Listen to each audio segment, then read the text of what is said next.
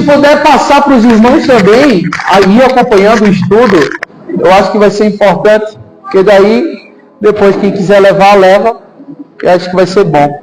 Você pode dar um para cada um ali, para vocês irem abrindo. Eu vou fundamentar no capítulo 3 do livro O Fator Antioquio Apostólico Missional. Esse material muito rico. E o meu outro livro também, Missões e Migrações, a praticidade missiológica no contexto migratório e o posicionamento escatológico, escapomissiológico da igreja. Também, terceiro capítulo ali, o capítulo sobre o apostólico, a teologia apostólica paulina, aquilo que chamamos dentro da missiologia bíblica, a teologia paulina da missão. Amém? Tome seu assento. Abra aí no capítulo 3 do Fator Antioquia, para a gente fundamentar. Logo na sequência, a gente dá continuidade no Missões e Migrações.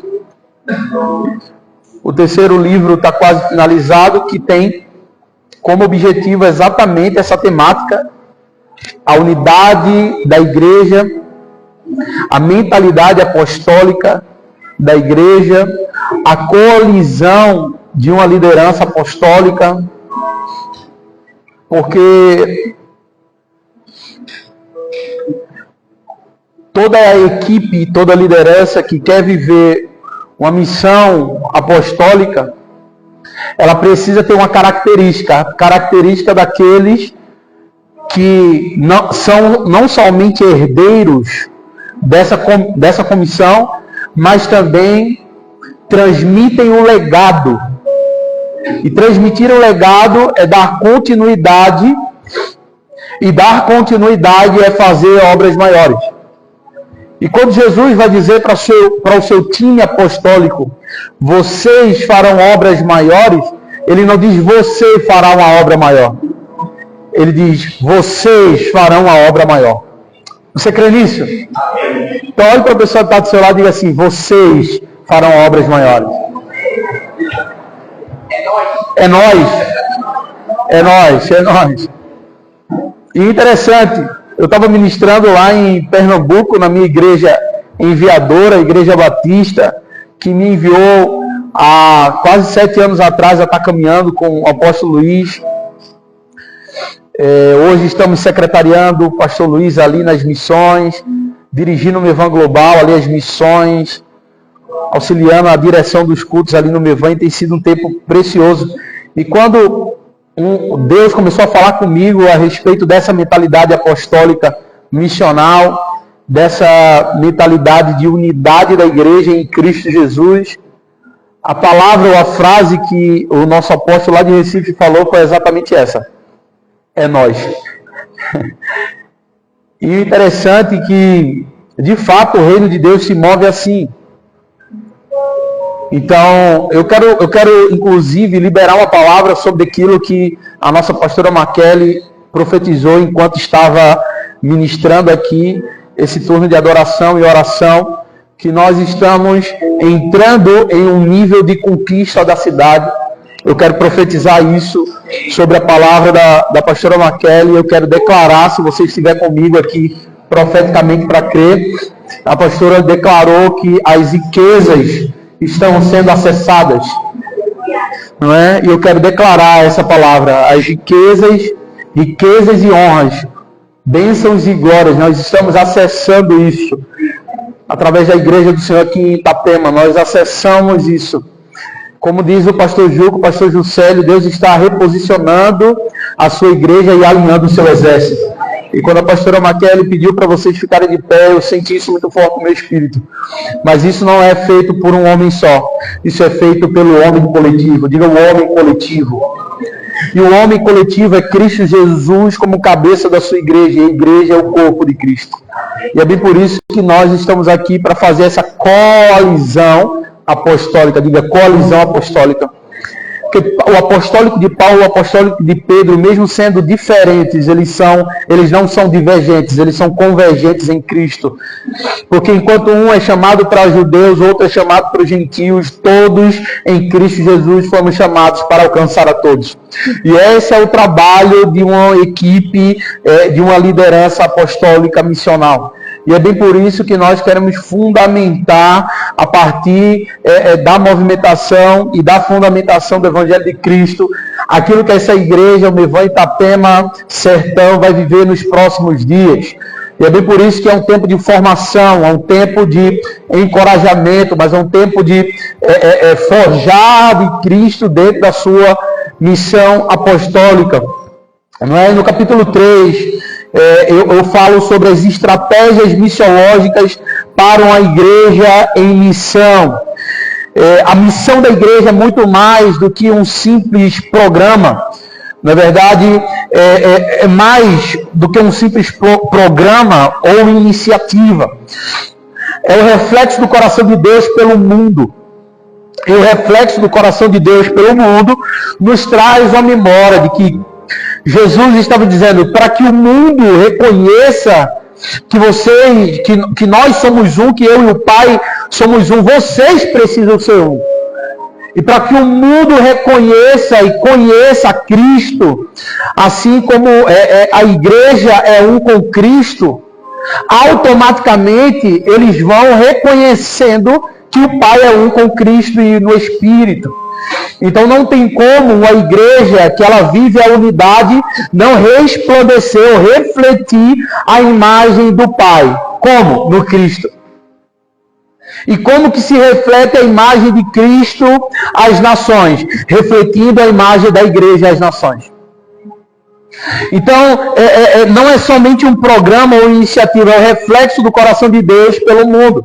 E desde os tempos da igreja primitiva, vemos o exemplo claro de comunidades que se comprometidas com a proclamação do Evangelho e com a expansão do reino de Deus.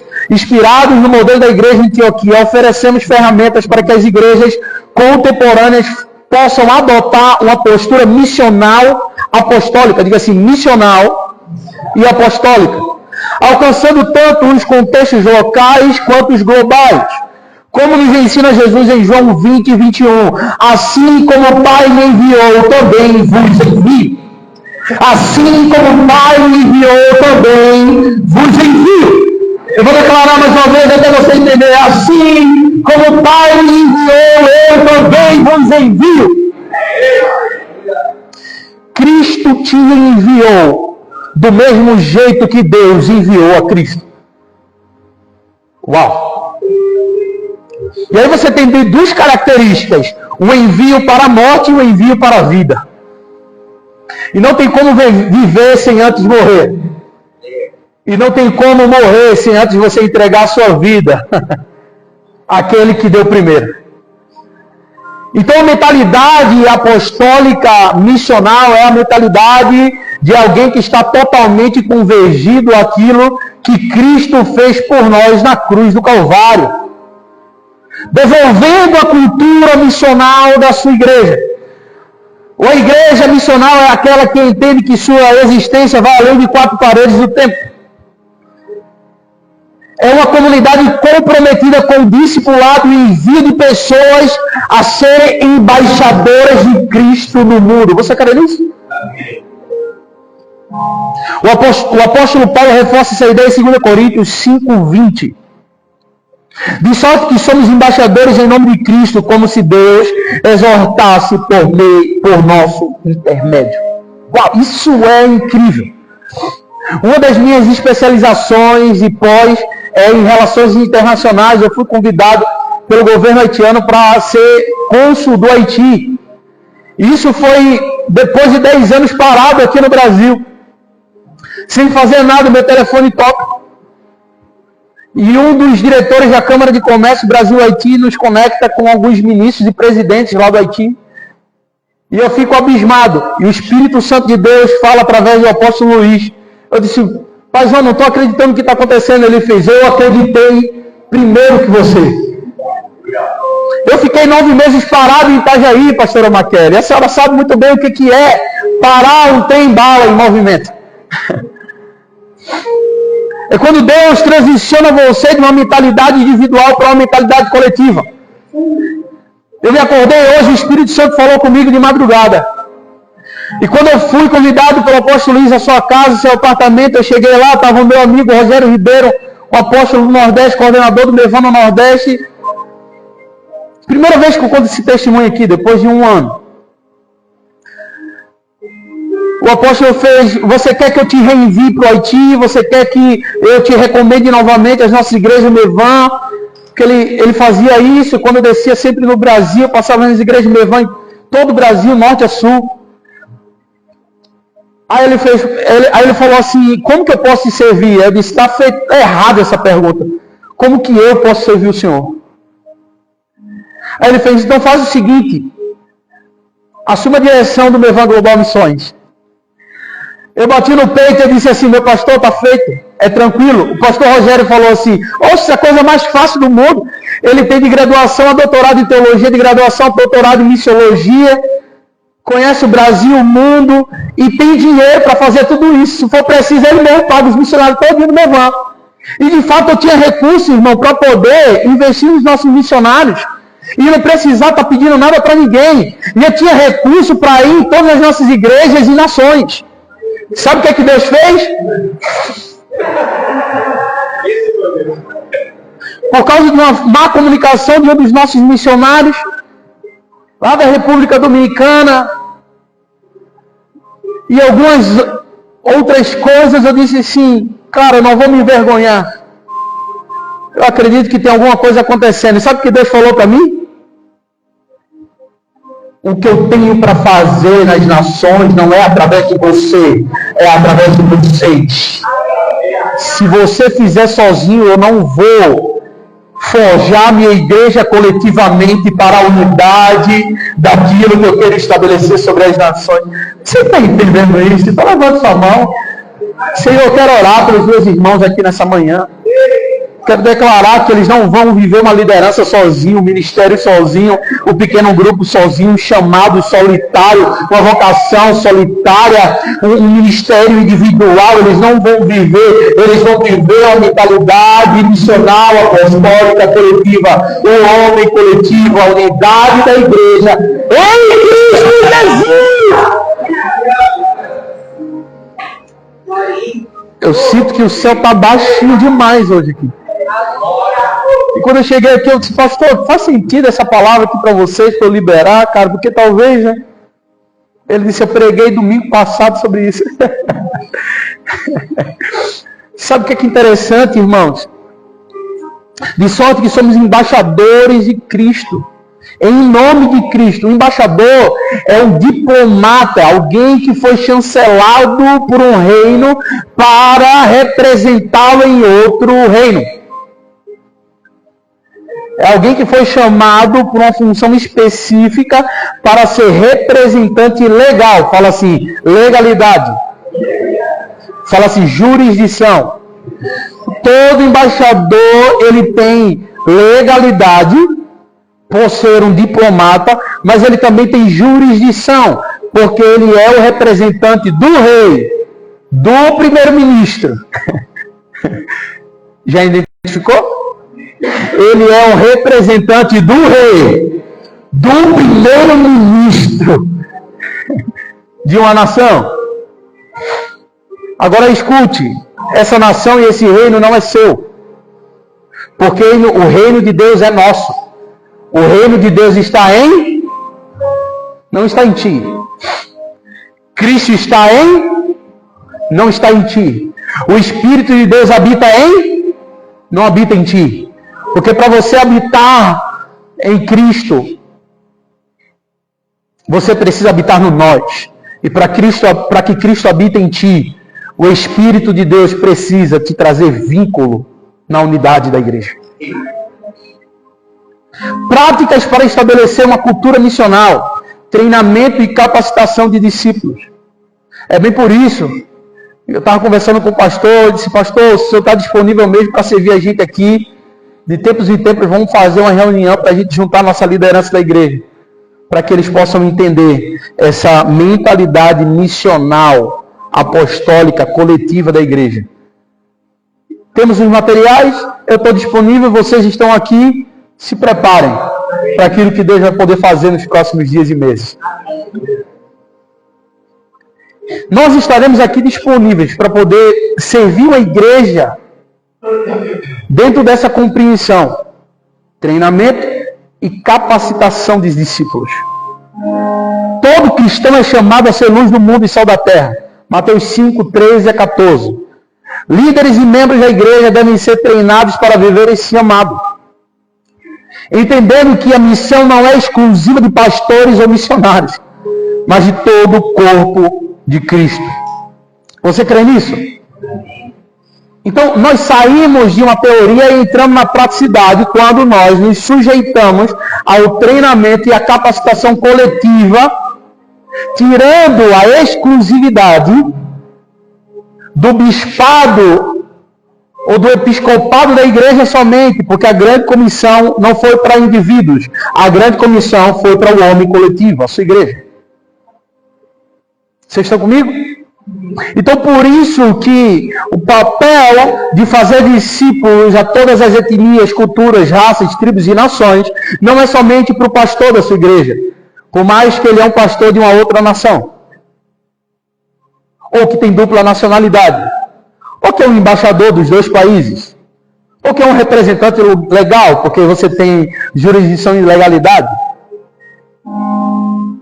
Chamado da grande comissão apostólica na unidade de Cristo Jesus para uma igreja não é feito somente a sua liderança, é feito para todo aquele que nasceu de novo, porque o nascer de novo é a principal mensagem, porque o mensageiro, ele nasceu não de um útero materno a partir de um líquido amniótico, ele nasceu de um útero paterno a partir da água do Espírito.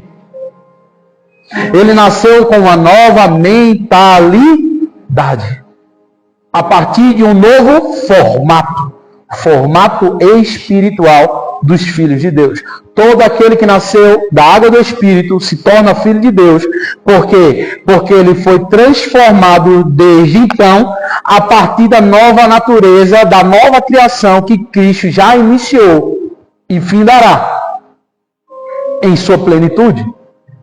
E todo aquele que faz parte do novo nascimento, ele recebeu o start da nova criação que Cristo Jesus inaugurou na cruz. Você está comigo? Então, todos aqueles que não estão formando, gerando, criando, co-criando com Cristo novas criaturas, existe uma grande probabilidade de ele não ter sido nascido de novo. E como diz o meu pastor, agora é o momento que você diz assim, aleluia. E não foi eu que disse, não foi o pastor Elivelto, não foi o doutor Elivelto que falou isso, foi o doutor Oswald Smith, um dos maiores missiólogos que já pisaram nessa terra, influenciou Josué Irion, doutor Josué Irion, influenciou Ronaldo Lindoro, influenciou a maioria daqueles que têm uma compreensão apostólica missional que já pisaram nessa terra. Ele disse, abre aspas, se o maior sonho de Deus é alcançar toda a humanidade, e eu, se não tenho esse sonho como o maior sonho da minha vida, existe uma grande probabilidade de eu não ter nascido de novo. Fecha aspas. Aí a pergunta que a minha esposa de vez em quando faz pregando por aí. Qual foi a última vez que você discipulou alguém? Qual foi a última vez que você falou de Cristo a alguém? Qual foi a última vez que você gerou alguém no Espírito? Em Cristo. São perguntas que você precisa fazer para se tornar uma liderança eficaz. Uma liderança saudável é uma liderança que não para em si aquilo que recebeu do Senhor. É aquela que dá continuidade.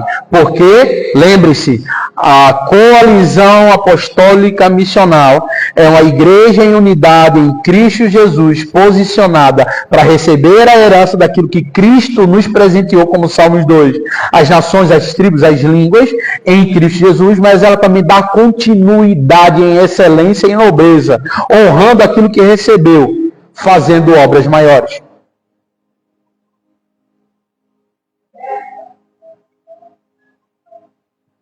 Assim como na igreja de Antioquia, que impactou sua cidade, cada igreja deve buscar maneiras de conectar-se com sua comunidade. Isso é um envolvimento com a cultura, com a comunidade local. Ministérios que cuidam de órfãos, viúvas, necessitados, refletem o coração de Deus. Tiago 1,27. E demonstram o amor cristão na prática. Por isso que no meu outro livro, no Missões e Migrações, eu falo da praticidade missiológica. Porque a missão apostólica da igreja, ela é prática, irmãos. Essas terminologias, os conceitos, as teorias daquilo que você lê, daquilo que você recebe, daquilo que você ouviu, daquilo que você examinou, é simplesmente a maneira pedagógica de Deus dizer assim para você. Eu estou tentando explicar para você de uma maneira mais prática possível. Porque eu não quero que você somente saiba, eu quero que você viva. Porque saber por saber, você já sabe há muito tempo. Mateus 24, 14, esse é o evangelho do reino, será pregado em todo mundo para testemunho de todas as nações. E então virá o fim.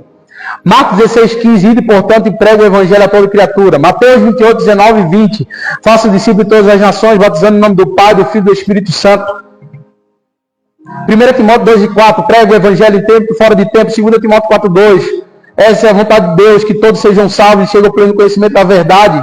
Você já sabe, Atos 1,8, recebereis poder a descer sobre o Espírito, vocês serão testemunhas, Jerusalém, Samaria, Judéia, até os confins da terra. Você já sabe tudo isso, sim ou não? Mas uma coisa é você saber, outra coisa é você.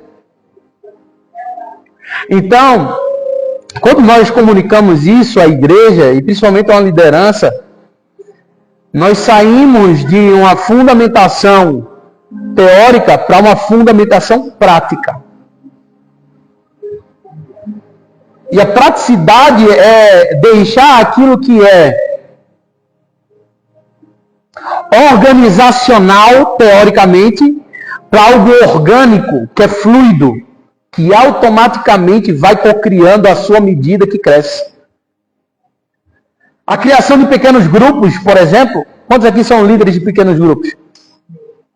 Pequenos grupos, quando bem direcionados, tornam-se agentes de transformação. Só isso aqui acabou, irmão. Você poderia ir para casa e dizer assim, se não está sendo transformado o lugar onde eu estou, a partir do meu pequeno grupo, ou pessoas não estão sendo transformadas, então eu preciso ser redirecionado. Se você focasse somente nisso, cada pequeno grupo são como pequenas células no nosso organismo, que se multiplicam a partir do nutriente que lhes é dado, a partir das vitaminas, a partir daquilo que você está oxigenando, aperfeiçoando, nutrindo, enxertando. E eu abro parênteses aqui. Se o corpo não está saudável, é porque você está nutrindo ele mal. Porque tem muita gente aí pastoreando pequeno grupo, pastoreando ministérios, igreja ou sei lá o quê. Mas eles estão dando pão velho. Mas a Bíblia diz, Mateus 6,11, o pão nosso de cada dia nos dá, é um pão de cada dia, é um pão fresquinho. Então pare de dar pão velho às pessoas. Se o seu pequeno grupo não está se multiplicando organicamente, talvez porque você está recebendo pão velho, você está tentando dar ele mofado. Talvez o ministério que você está apacentando não está frutificando, multiplicando, não é por conta da semente, é por conta da qualidade que está essa árvore infrutífera. Porque sepulcro caiado, irmãos,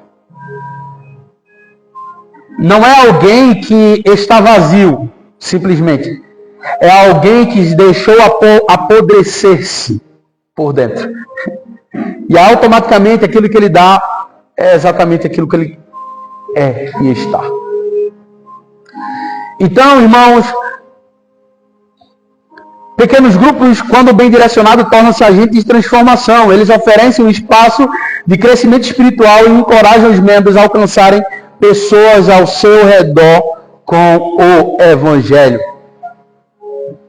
Se eu fosse você, eu grifava essa palavra aí. O Evangelho. Com o Evangelho. Você que está anotando, anote tudo isso que a gente está falando aqui. Vai ser muito importante. Você pode fazer esboço aí nesse livro. Aí depois você paga ele. Não tem problema. A gente trouxe maquininha. Dá para fazer no crédito, no débito ou no Pix. Amém? E com cada livro, com cada material, você pode estar abençoando as nossas obras missionárias no Mevan. Amém? Quem se compromete a levar um livro hoje aqui? Levanta a mão. Quem se compromete a levar um livro, irmão? Depois você paga. Isso aqui é fundamentação para aquilo que a gente vai desenvolver nos próximos tempos. Saibam que todo líder de ministério... Quem é líder de ministério aqui? Líder de ministério? Aí. Quem é pastor, diácono, está liderando? Levanta a mão. Quem é crente normal?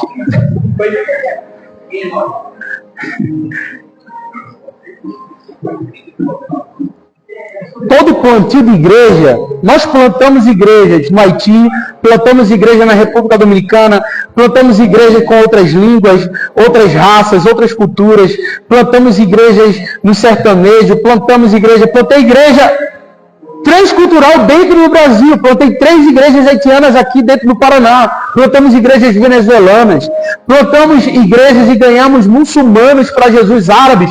A gente abriu casa de acolhimento de árabes, daqui a pouco estavam discipulando, daqui a pouco estavam abrindo empresa com eles. Irmão, todo o processo de discipulado, liderança, a multiplicação de pequenos grupos a partir de uma mentalidade apostólica missional, aonde você está? Você estará plantando igreja. E eu estava falando com um pastor esses dias, o processo de plantio de igreja é diferente do processo de revitalização de igreja. Alguns lugares precisam de plantio de igrejas. E igreja nasce, não se implanta, por isso que é um plantio de Deus.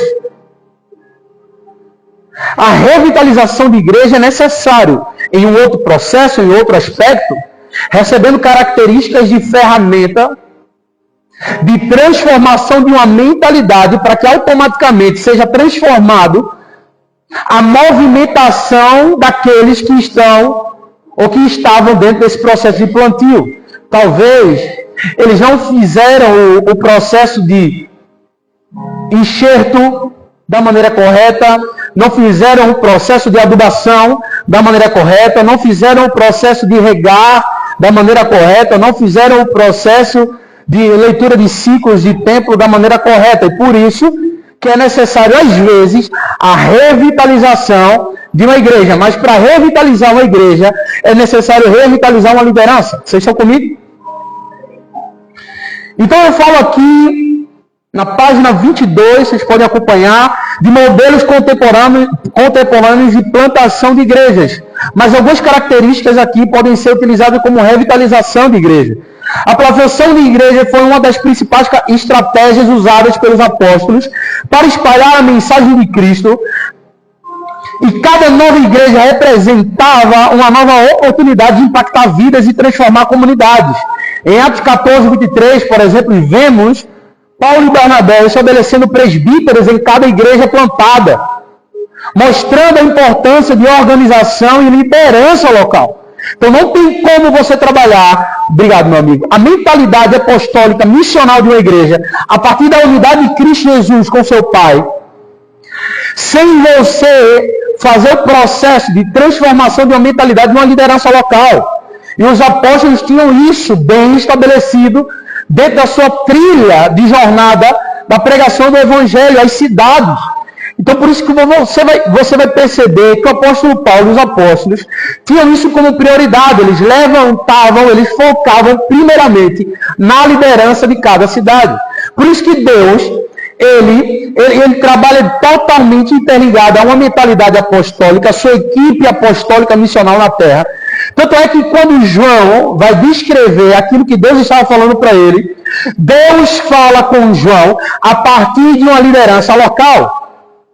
ao anjo da igreja em Éfeso, ao anjo da igreja em Laodiceia, ao anjo da igreja em tal cidade. Por quê? Porque para que você veja a transformação apostólica missional acontecendo em uma região, você vai ver ela acontecendo a partir de uma cidade.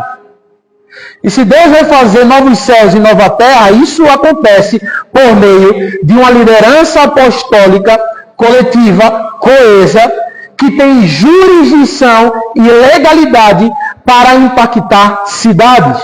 E uma das frentes, ou uma das definições do ministério apostólico, do apostoleus ou do apostoloos, essa função não é somente um envio, é uma liderança episcopal, um bispado exercido para liderar uma cidade. Vocês estão comigo? Então, todas as vezes que uma mentalidade apostólica missional é estabelecida em uma cultura, em um sistema, em uma tribo, em uma raça, em uma região, em uma geografia, ela parte do pressuposto de uma fundamentação apostólica que tem jurisdição para mentorear, para presidir, para governar, para instruir, para influenciar uma cidade. Então, tudo aquilo que você faz aqui, dentro dessas quatro paredes, saiba que está influenciando diretamente no governo de Itapema. Diferentes modelos de plantação. Plantação multi-city. Esse modelo permite que uma igreja central coordene múltiplas localidades, mantendo uma visão de liderança unificada. É uma estratégia eficaz para alcançar diferentes bairros ou regiões, com a mesma mensagem. Por isso, da importância, por exemplo, dos pequenos grupos e dos ministérios evangelísticos de ações sociais ou de missões urbanas. Daqui a pouco a gente vai falar um pouco dessa temática, da mentalidade, da unidade da igreja, a partir das missões urbanas. E aí, através dos ministérios, dos pequenos grupos, você pode alcançar culturas diferentes dentro de uma mesma cidade. Você sabia que aqui em Itapema tem grupos de ciganos, tem grupos de haitianos, tem grupos de venezuelanos, tem grupos de hardcore, heavy metal, punks, tem grupos de surdos, de mudos, tem grupos dos pobres dos mais pobres, dos ricos dos mais ricos. Você sabia disso? Daquilo que chamamos de tribos urbanas. E uma das estratégias de revitalizar uma igreja é a mudança de uma mentalidade de uma igreja apostólica missional, ela atua dentro de uma esfera de missões transculturais fora do Brasil. Não, missionários ou apostólicos missionais são homens e mulheres que estão predispostos a acessar culturas, línguas, idiomas, linguagem, comportamentos diferentes dentro de uma mesma cidade. E essa é a beleza da igreja. São pessoas diferentes, mas não divergentes. Estão altamente convergidas em Cristo Jesus. Plantação orgânica ou casa-igreja, baseado no modelo das igrejas domésticas do Novo Testamento, Romanos 16, 5. Esse formato oferece flexibilidade, sendo ideal para contextos de perseguição ou áreas onde igrejas formais não são viáveis. Veja bem, esse modelo orgânico, esse modelo de igrejas que foram denominadas igrejas nas casas, você vai ver também em Atos 2, de casa em casa, Atos 2, 42 em diante, de casa em casa, você vai perceber que existem regiões e sistemas, aquilo que chamamos missiologicamente de sistemas não alcançados, que na verdade já foi alcançado por Cristo. Amém? Existem regiões, países, sistemas, que não é permitido a abertura ou um plantio ou a implantação de uma igreja, templo, organização do terceiro setor social, Mas é permitido porque ninguém impede o avanço da igreja de casa em casa. Por isso que acreditamos que cada casa é uma plataforma apostólica e profética, um ambiente para que Deus possa visitá-la, hospedar-se, apontando para o novo mundo de Deus. Atos 19, 20, 21, 22. Deus tabernaculou no meio do seu povo. E se existe um povo dentro de um país, de um estado, de uma cidade, de um distrito, dentro da Coreia do Norte, que não pode se abrir uma igreja formalmente, mas se existe um povo lá, onde 2 ou 3 estiverem reunidos, o Senhor estará presente. E aí você tira da preocupação. Mas o Senhor falou agora há pouco, pastor, que se eu não estou multiplicando, se eu não estou frutificando, é porque possa ser que tenha alguma coisa errada no processo do plantio, do regar, da adubação, do enxerto, ou eu comi pão velho e estou dando pão velho e não estou sendo nutrido e não estou nutrindo da maneira certa. Quando eu falo isso, eu não falo por quantidade, porque onde estiver 2 ou 3 reunidos, Ele estará presente. Aí você sai daquele estigma. Mas meu pequeno grupo, meu ministério tem 2, 3 pessoas. Está pequeno. Existem igrejas, entre aspas, subterrâneas, caseiras, dentro de países em perseguição, que tem 2 ou 3 membros. Mas a cada casa, mais 2, 3. A cada rua, mais 2, 3. A cada bairro, mais 2, 3. A cada cidade, mais 2, 3. A cada estado, mais 2, 3. E a igreja que mais cresce no mundo é a igreja que está dentro desse sistema. Você sabia disso? A igreja que mais cresce no mundo é a igreja que está em perseguição. São pequenos grupos. São pequenos grupos. Mas são grupos grandes. Ou um grupo grande. Mesmo sendo pequenos grupos. Modelos contextuais.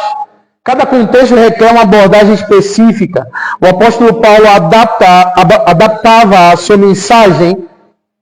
Ele não adaptava o Cristo, mas adaptava a sua forma de comunicar as realidades culturais dos seus ouvintes, como vemos em Atos 17, 22 a 23. Ao falar no Areópago, assim também as igrejas devem ser sensíveis às diferenças culturais e sociais. Aqui você já sabe, você lembra da última vez que eu estive aqui com vocês, eu falei sobre a transição que acontece do capítulo 16 ao capítulo 17. O apóstolo Paulo, dentro dessa mentalidade coletiva, a Bíblia vai dizer que ele estava se preparando a uma jornada apostólica missional para descer à Ásia. Ele tem uma visão, diga uma visão. Diga uma visão.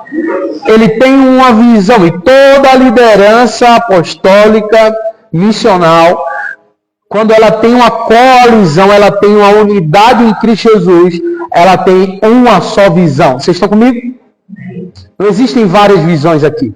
Existe uma só visão. Não existem vários objetivos aqui. Existe um só objetivo. Não existem várias estratégias aqui. Existe uma só estratégia. Porque existe um só Cristo, um só Deus, uma só igreja, um só povo. E quando ele se predispõe a descer a Ásia, ele tem uma visão. Ele vê, o que ele vê, pastor? Ele vê um homem de pé na Macedônia dizendo assim: sobe para a Macedônia, a fim de me ajudar. A fim de nos ajudar. Interessante, eu gosto dessa perspectiva de nos ajudar, porque subir a Macedônia é uma palavra no imperativo. Esse ato de subir, como dizem os haitianos, o camper, esse up, é você imediatamente se posicionar, se levantar. Lembra de Ezequiel? Ponte em pé e falarei contigo. E quando a pastora Maquele diz assim, fiquem de pé, isso é uma palavra convocatória, apostólica e profética para que você se posicione no reino material, acessando o reino do Espírito. Porque Daniel já tinha recebido do reino do Espírito aquilo que precisava ser materializado. Vocês estão comigo? Mas a partir de um posicionamento profético, Deus libera e materializa aquilo que ele já foi entregue. Porque em Cristo Jesus, Deus já nos abençoou com todas as sortes de bênçãos nas regiões espirituais. Então o que eu preciso fazer? Me posicionar. Então o posicionamento de uma liderança apostólica e profética é o posicionamento de um povo que está altamente pronto, ainda que pense que não, mas para cumprir a voz que lhe foi comunicada. Para quê? Para cumprir a visão que lhe foi transmitida. Vocês estão comigo? Então talvez, para que você fale aos ouvidos daqueles que estão debaixo da sua jurisdição, você precisa abrir os seus ouvidos. Porque você está debaixo de uma voz. E aí, suba para cá, a fim de nos ajudar. Viu que toda a ação de Deus é coletiva? Toda ação de Deus é coletiva. Mas eu te pergunto, existia presença apostólica naquele lugar, na Macedônia? Existia uma igreja plantada ali? Existia presença missionária naquele lugar? Existia alguém que foi enviado ali? Não. Mas sabe de uma coisa? Deus está presente em todos os lugares. Ele já preparou tudo. Como assim, pastor? Ele é onipresente, onipotente e onisciente. E o interessante é que você pode dizer para mim, mas existe mais de 1.700 línguas que não foram acessadas ou traduzidas em escrituras. Você pode dizer para mim, existe mais de 3.000 povos étnicos não alcançados. Você pode dizer para mim, existe mais de 2 bilhões de pessoas que não conheceram o Evangelho de Cristo, conhecem Pelé e Coca-Cola, mas não conhecem Jesus. Existem mais de 1.000 religiões somente na África ou na Índia. Existem deuses e mais deuses sendo criados todos os dias a partir de um mundo corrompido e de um homem corrompido. Buda, Maomé, Hare Krishna, Allah, Confucius. Deixa eu te falar uma coisa. Deus está presente em todos os lugares.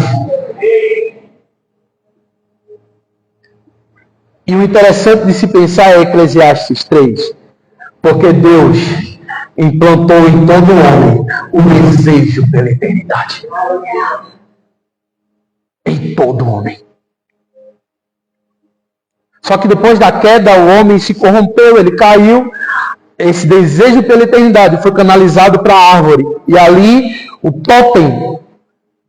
Dentro da missiologia falamos sobre a questão totêmica, aquilo que foi passado de maneira hereditária e hierárquica. Eles pensam que está ali a alma dos seus antepassados naquela árvore. Algumas tribos aqui no Brasil pensam assim. E eles prestam cultos àquela árvore. Alguns pensam que Deus é um sol. Outros pensam que Deus é um rato. Outros pensam que Deus é um boi.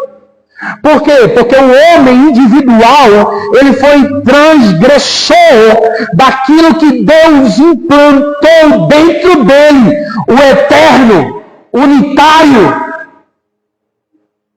Mas o homem coletivo em Cristo Jesus, ele transformou aquilo que é visível, palpável, e nos deu acesso ao reino presente e vindouro. Então, qual que é o nosso papel? O nosso papel é fazer o religarem.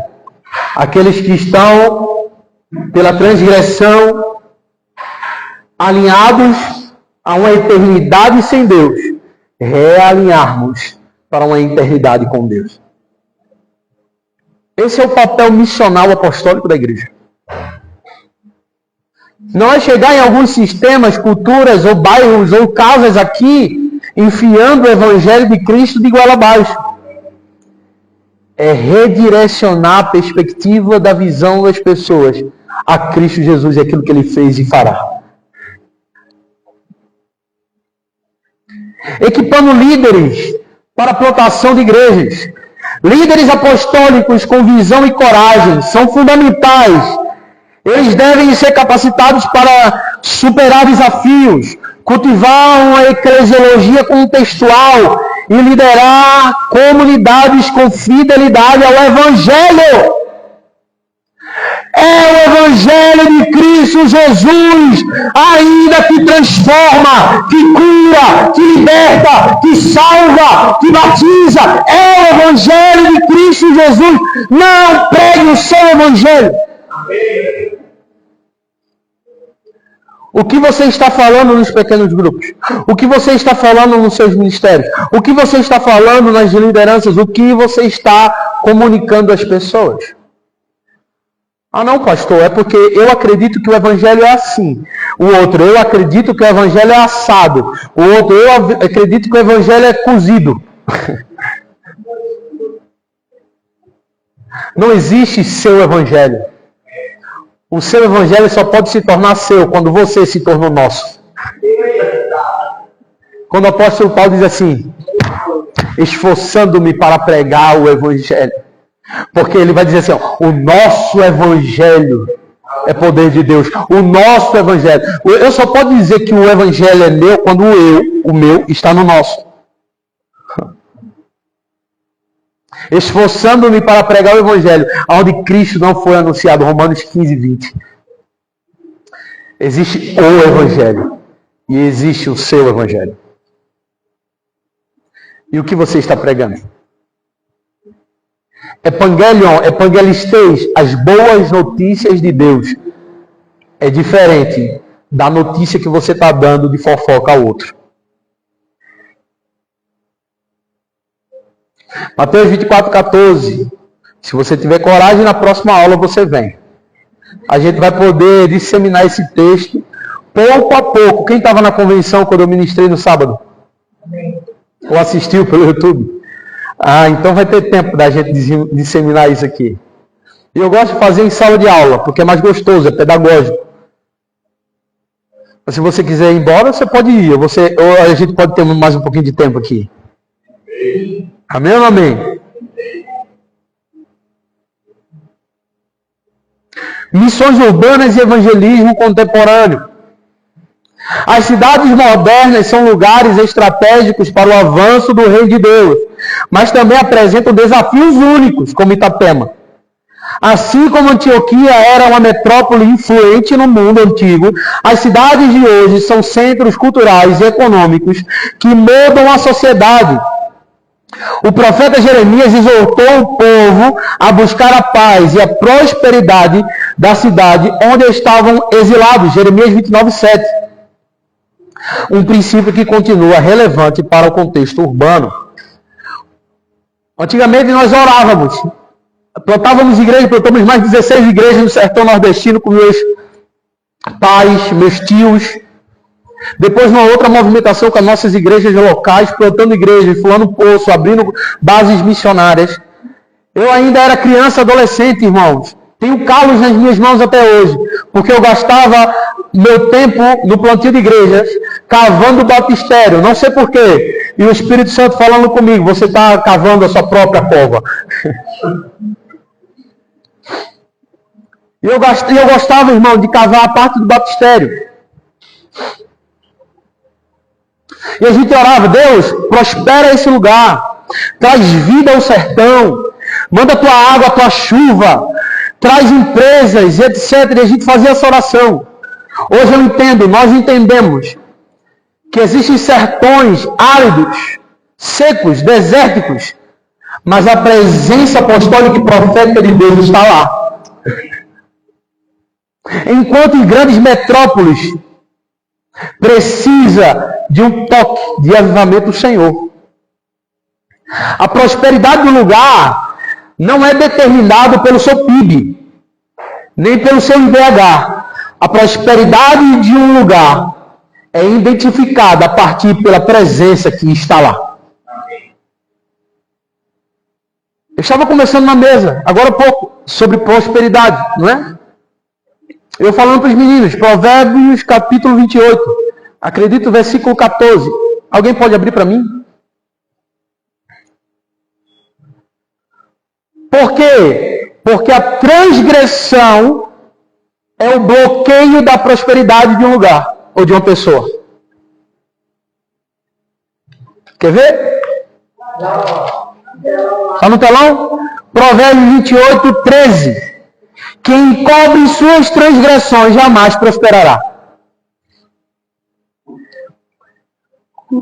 Aí você pode perguntar, pastor, como que eu posso prosperar na igreja? Como que eu posso prosperar o ministério? Como que eu posso prosperar a minha empresa? Como que eu posso prosperar a minha casa? Como que uma cidade pode prosperar? Eu posso te ensinar como não prosperar. Primeiro, encobrindo aquilo que é iníquo, aquilo que é transgressor. Aquilo que você adaptou, aquilo que você agrediu, aquilo que você rompeu, causou uma regressão. E aí você regrediu, porque você transgrediu. Tudo aquilo que você muda, você está transgredindo. O reino de Deus não é para mudar a pessoa. O reino de Deus é para transformar. A igreja é estabelecida num lugar não para mudar uma cultura, mudar uma língua, mudar um governo, mudar. Não. Você não foi feito para mudar ninguém. Ninguém muda ninguém. O Espírito Santo convence. Convencer é transformar uma mentalidade. É metanoia, é renovação de um entendimento. Como que eu posso não prosperar? Transgredindo. E como que eu posso prosperar? Abrindo o meu entendimento para o novo de Deus. Mas aquele que confessa aí, deixa. Alcança a misericórdia. Então talvez você não está prosperando, sabe por quê? Porque você é um transgressor. Porque você está em pecado. Por que está em pecado? Você alterou a rota pelo qual você foi projetado, no propósito que Deus estabeleceu para você. Hoje é um dia de misericórdia e compaixão do Senhor. E a graça de Deus está aqui para te alcançar.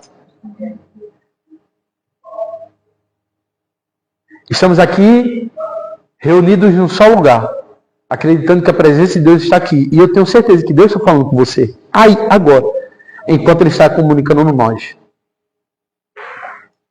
O que é que você precisa confessar hoje? Hoje é uma bela de uma oportunidade. Não para entrar dentro de um confessionário e falar com um padre. Mas você acessar um Cristo e ser perdoado. E como que eu acesso Cristo para receber perdão e prosperar? Na minha liderança, no empreendedorismo missional, na governança, no ministério. Como? Como eu confesso ao Cristo? Como que eu confesso e deixo? Como? Tiago 5,16. Confessai os vossos pecados uns aos outros e orardes uns pelos outros. Porque para você seja fácil amar um ao outro. Talvez seja fácil perdoar um ao outro. Sujeitai-vos uns aos outros. Honrai-vos uns aos outros.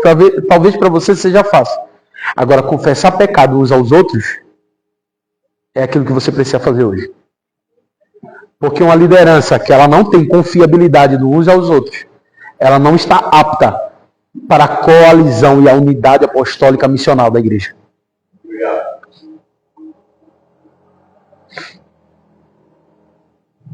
Que se você não tem coragem de abrir o seu coração, confessar os seus pecados, suas transgressões, a sua esposa, aos seus pastores, aos seus líderes, aos seus amigos, você não terá coragem quando estiver em qualquer campo, qualquer casa, qualquer lugar, qualquer púlpito, ou qualquer mesa, em qualquer pequeno grupo, e abrir o seu coração e mostrar para as pessoas que você é vulnerável. Porque o verdadeiro líder de pequeno grupo, ou líder de ministério, líder de louvor, líder de sei lá o que, irmão, não é aquele que é o maior, o super-herói. Um incaível é aquele que é o menor, o servo, vulnerável, manso e humilde. Vou fechar esse parênteses aqui, porque senão a gente não conclui a aula. Se eu fosse você, rabiscava isso aí. Anote. A verdadeira liderança é uma liderança que vive uns aos outros. A unidade da igreja em Cristo Jesus é isso, irmãos. Uns aos outros. A unidade da igreja em Cristo é uns aos outros. Uns aos outros. Então, talvez, a única barreira que você tem com essa pessoa que você pensou agora, que faz parte dessa equipe, faz parte dessa igreja, e que você pensou novamente agora, a única barreira é o seu orgulho. Não é a diferença teológica. Não é a diferença de visão. Não é a diferença de linguagem. Não é a diferença de propósito. É a diferença de orgulhos.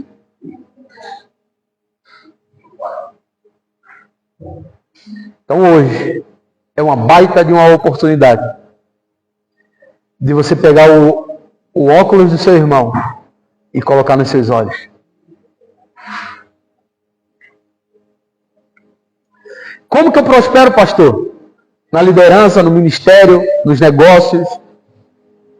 Como que eu posso ser pleno? Como que eu posso ser íntegro? Como que eu posso viver a totalidade daquilo que o Senhor designou para nós? Sendo alguém que confessa, mas que também deixa. Porque tem muita gente que confessa, mas também não deixa.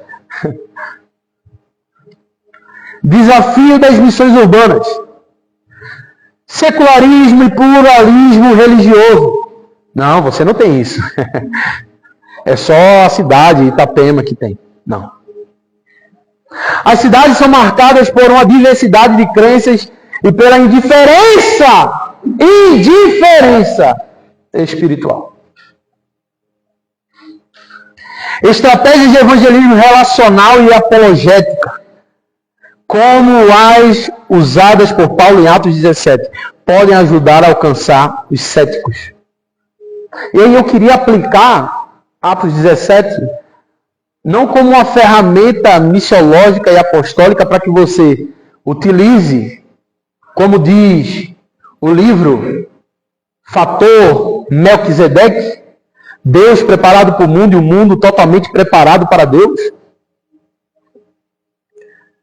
Para que você alcance, através do Evangelho de Cristo, as pessoas, as casas, a cidade de Itapema.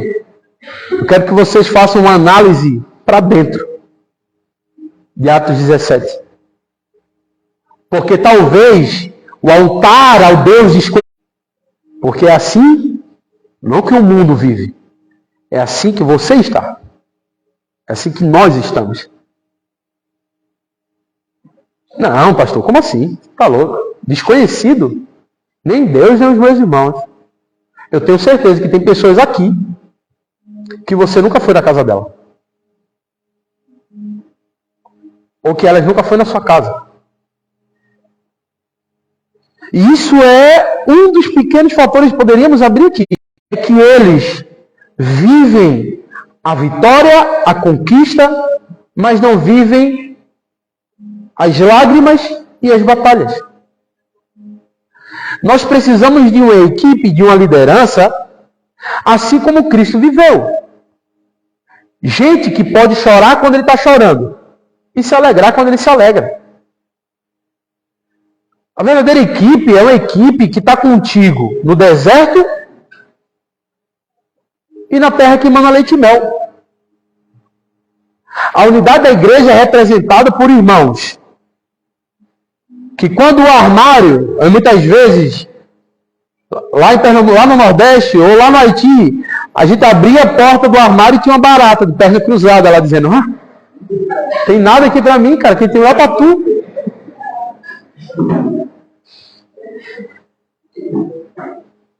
E eles tinham tudo em comum, porque eles viviam a doutrina dos apóstolos, a comunhão, o repartir de pão, de casa em casa. E todas as suas necessidades eram supridas. Eu te pergunto, se tem alguém dentre vocês, que é seu irmão, seu amigo de ministério, sua liderança, e você não sabe que ele está passando por alguma dificuldade e que você pode suprir, vou deixar esse parênteses aberto.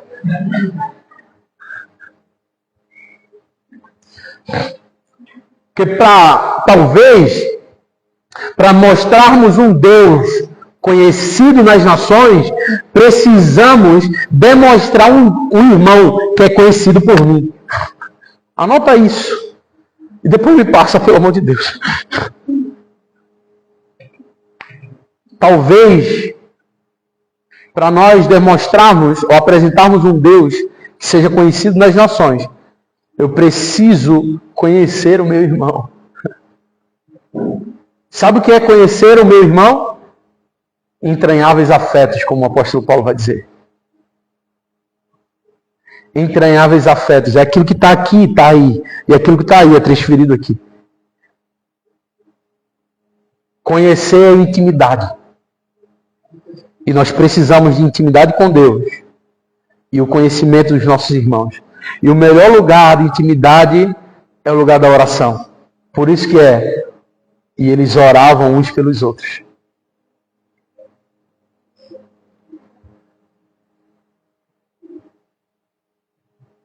Problemas sociais, pobreza, violência e desigualdade são realidades que clamam por uma resposta cristã.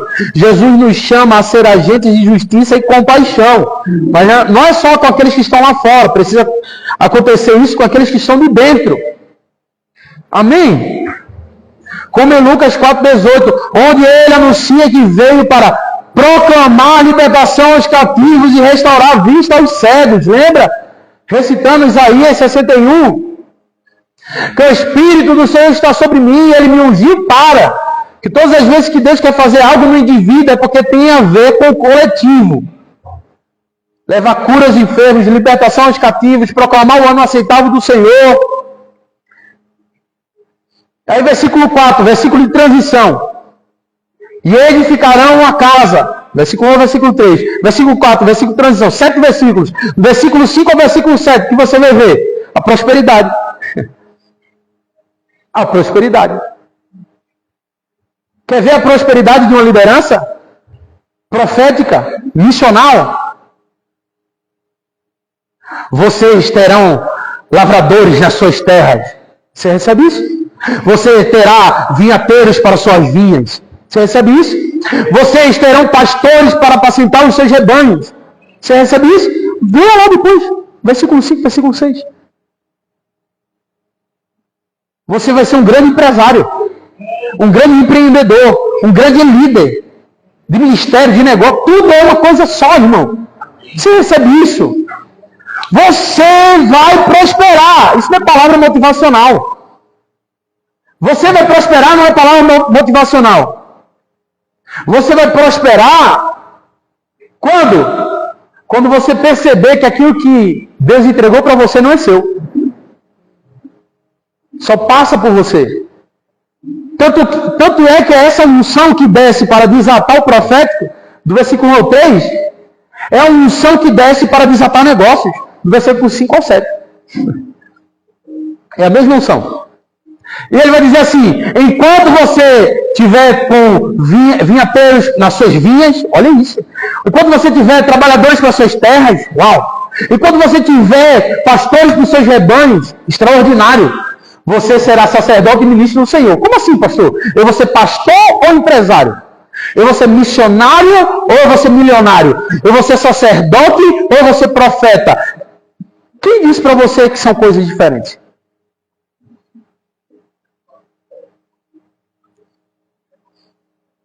Você é líder de uma empresa ou líder de um ministério, de um pequeno grupo? Qual é a diferença para você? A nossa mente ocidental vê separatisticamente. A mente de Deus vê uma coisa só.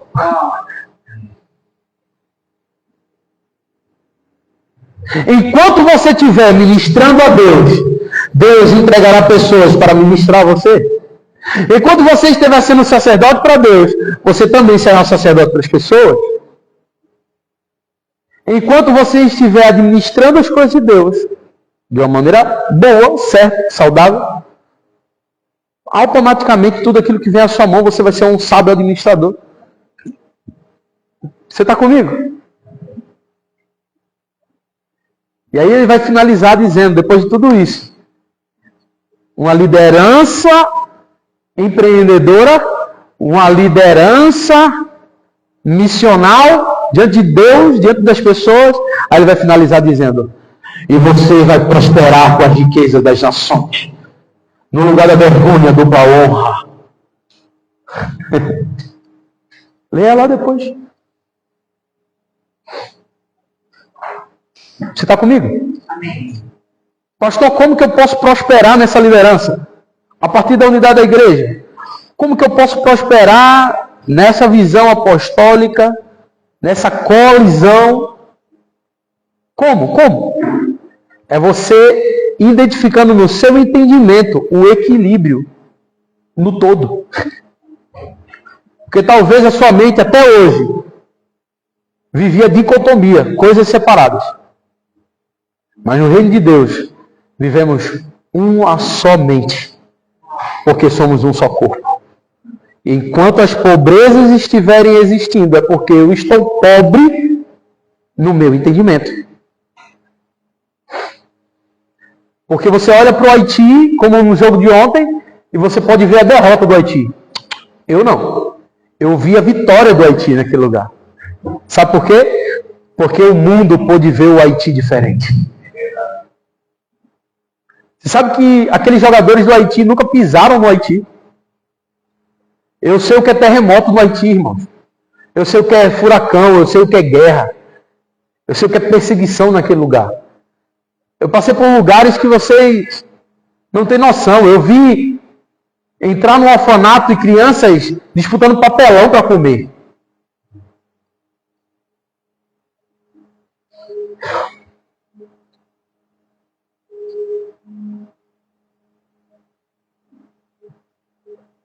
E sabe o que eu falo do Haiti?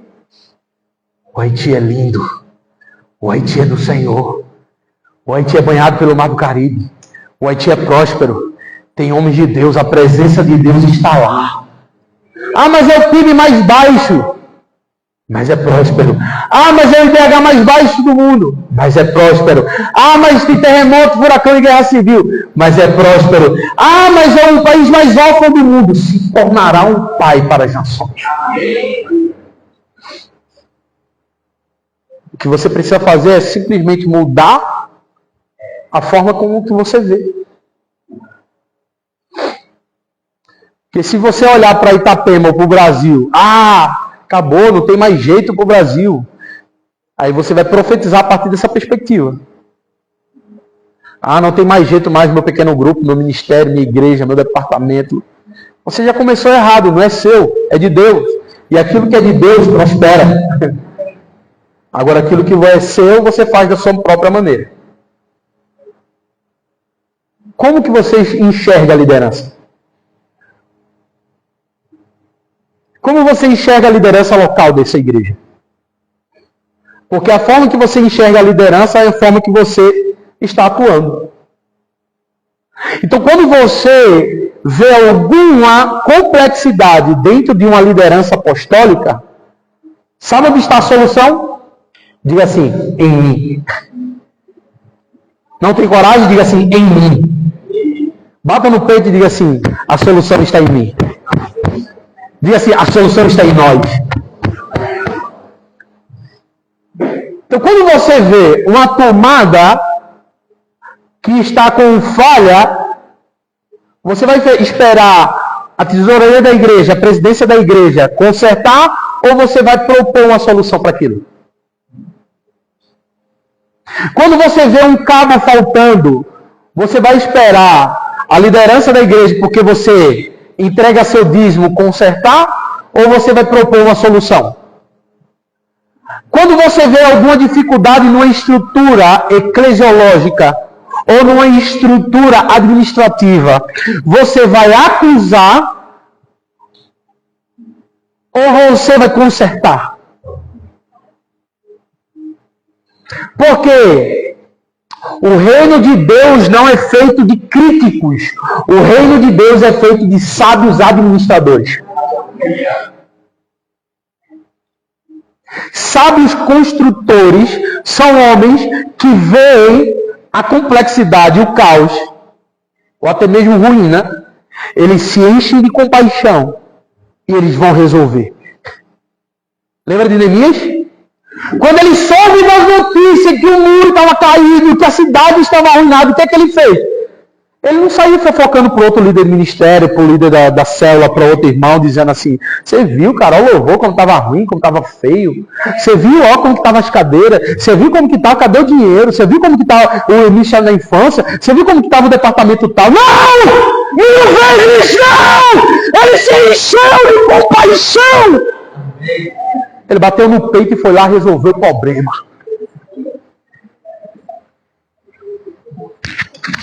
É como eu gosto de fazer. Bate no peito e vai para cima, irmão.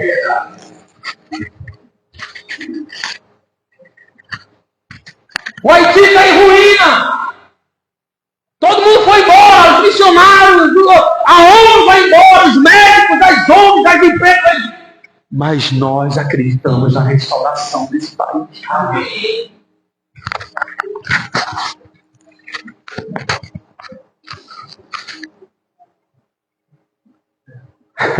Você pode dizer um amém? Pode te assustar um pouco, mas não tem como você ver a igreja do Senhor e pensar como crítico. Você precisa pensar como um sábio construtor.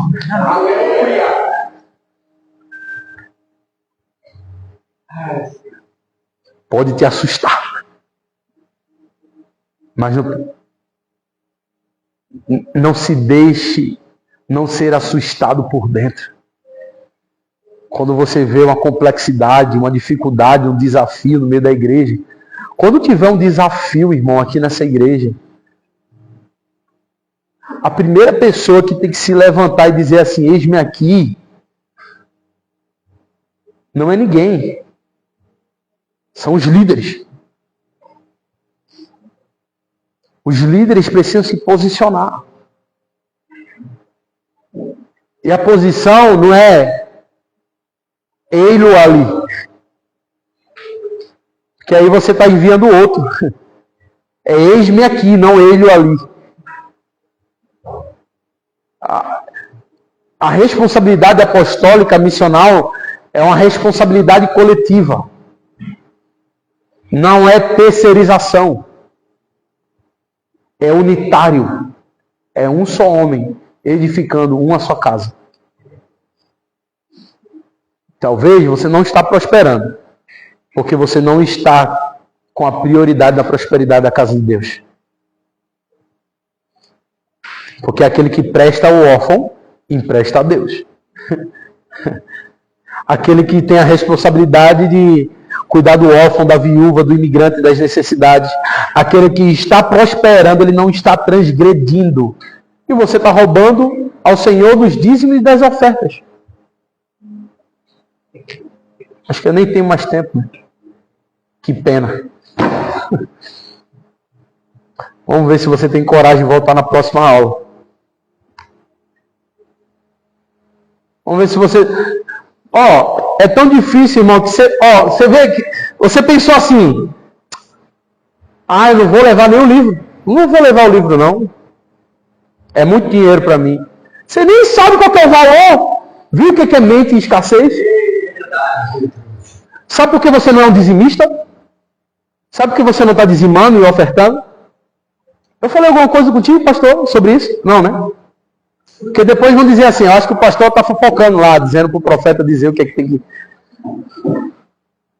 O pastor Luiz fala assim, ó, para você dizimar e ofertar, primiciar, você tem que crer e você também tem que querer. Então, às vezes, você até crê que você prospera. Sim ou não? Você crê ou não crê? Mas às vezes você não quer, simplesmente. Eu tenho dinheiro na conta, mas eu não quero. Por quê? Sei lá. Porque eu tenho outras prioridades. Sabe qual foi a prioridade da viúva quando se deparou com a movimentação profética? O que eu tenho primeiro é dele, porque na verdade foi ele que me deu primeiro.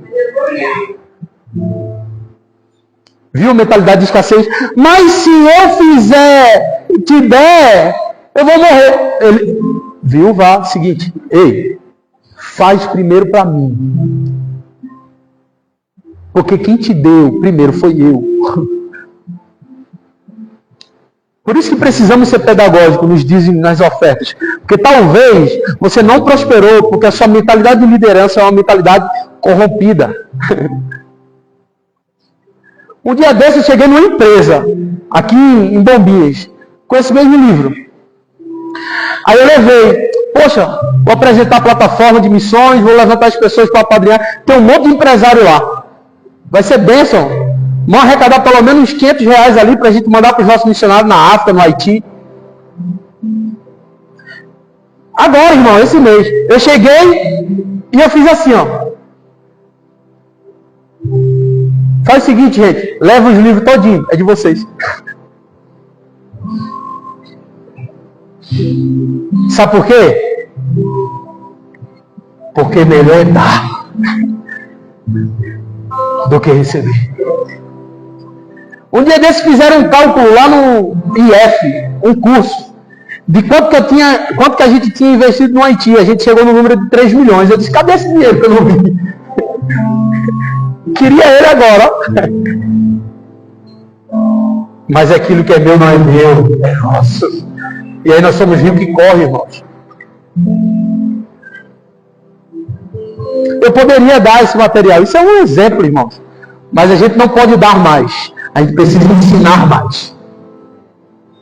Você precisa aprender que a liderança e a responsabilidade da edificação dessa igreja aqui é nossa. Põe-te em pé e falarei contigo. Coloque-se de pé em nome de Jesus.